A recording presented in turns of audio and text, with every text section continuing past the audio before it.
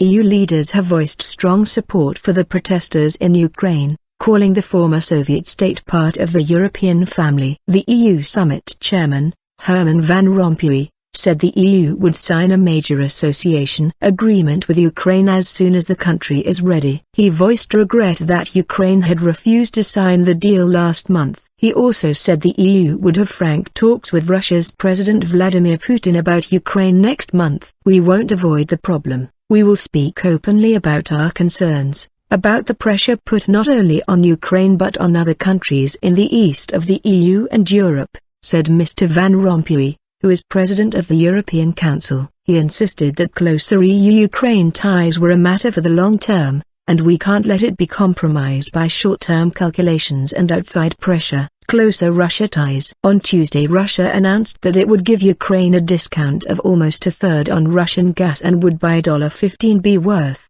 £9.2 billion, €10.9 billion, of Ukrainian government bonds.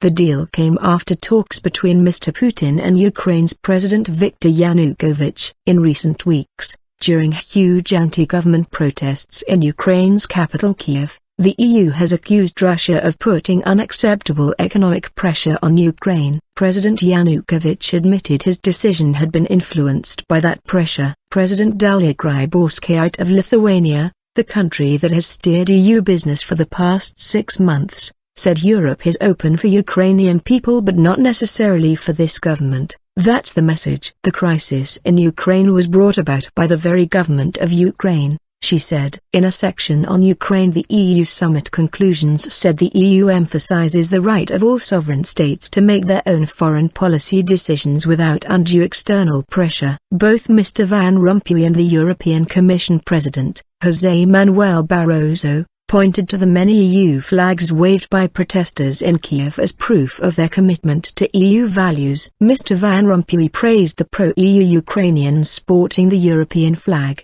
and its stars of hope, without a hint of cynicism, that should make us reflect in our countries. He added, hinting at widespread Euroscepticism in EU member states. "When we see European flags in the streets of Ukraine in a very cold temperature, we can't resist saying it's part of the European family," Mr Barroso said.